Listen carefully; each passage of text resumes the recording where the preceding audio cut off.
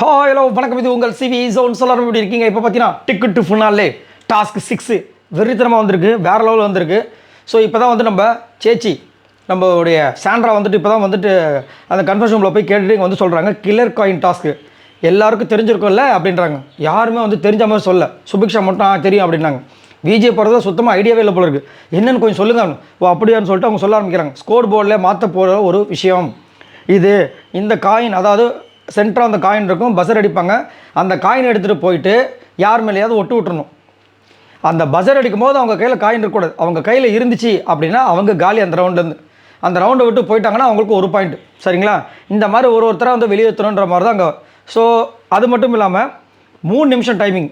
இந்த 3 நிமிஷத்துக்குள்ளே அதை வந்து மாற்றிக்கலாம். இன்னொன்று வந்துட்டு ஃபஸ்ட்டு வெளியே போகிறவங்களுக்கு 1 பாயிண்ட்டு. அதுக்கப்புறம் வந்து பார்த்திங்கன்னா பஸர் அடிக்கும் போது அந்த காயின் உங்கள் கையில் இருக்கக்கூடாது.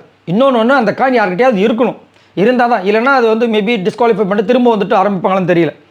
இன்னொன்று பார்த்தீங்கன்னா பிக் பாஸ் வந்து அனௌன்ஸ் பண்ணுறாரு, குறிப்பு bathroom area, changing room area, இதை தவிர்த்து மீது எந்த இடத்துக்கு வேணாலும் போய்க்கலான்ட்டு.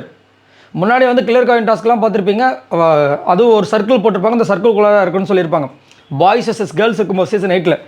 இப்போ வந்துட்டு பிக் பாஸ் வீடு எங்கே வேணாலும் போகலாம், பாத்ரூம் ஏரியா, ட்ரெஸ்ஸிங் சேஞ்ச் அந்த ரூம் ஏரியாவுக்கு மட்டும் போகக்கூடாது. அது எங்கே வேணாலும் போகலான்னு சொல்லிட்டாரு.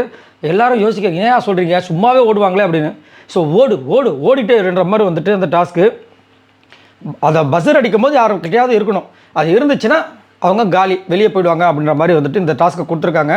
ஸோ வெறித்தனமாக வந்துட்டு அதனால தான் வந்து ஃபஸ்ட்டு சபரி வெளியே அனுப்பிச்சிடுறாங்க போல இருக்குது. அதுக்கப்புறமா வந்துட்டு திவ்யா அனுப்புகிறாங்களா இன்னும் கதை தெரில. அதுக்கப்புறமா வந்து கமருதீன் தாக்குறாங்க போல இருக்குது. அதனால தான் அரோரா வந்துட்டு ஏன் சபரிக்கு வந்து நீ வரவே இல்லை, இப்போ மட்டும் ஏன் வர அப்படின்னு கேட்கக்கூடிய விஷயங்கள் வருது.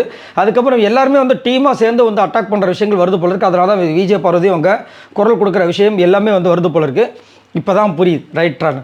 ஆனால் வந்து கமருதீனை தாக்குறதுல ஒரு பக்கம் வந்து தப்பே இல்லை. ஏன்னா நேற்று பார்த்தீங்கன்னா விஜய் நம்ம இவர் சபரியை வந்துட்டு அவர் தான் டாப்பில் இருக்கான்னு சொல்லிட்டு விக்ரம் அடிச்சிருவார் ஒரு அடி.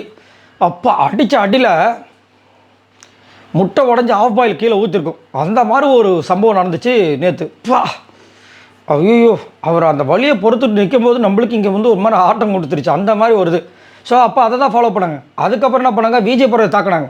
அதுக்கப்புறம் தான் திவ்யா கிட்ட போகலை, போகிறதுக்கு தள்ளப்பட்டார்கள். விஜய் போகிறது சொன்னதுக்கப்புறமா தான் கொஞ்சோண்டு போயிட்டு லைட்டாக ஒரு 4 பால் போட்டு வந்துட்டு இங்கே வந்து ஃபுல்லாக சர்றுபுறம் அடித்தானுங்க. அதே விஷயம் தான் இப்போ கமருதீன் தாக்குறாங்க. ஆனால் கமருதீனால் அதை தாங்க முடியல, வந்து அழுகுறாரு. ஏன்னா எல்லாருமே என்னை தாக்குறாங்க. நேற்று இதே தானே கமருதீன் விஜய் போகிறது நடந்திருக்கும், இதை கொஞ்சம் யோசிச்சு பார்த்துருக்கலாமே அப்படின்ற மாதிரி இருந்துச்சு.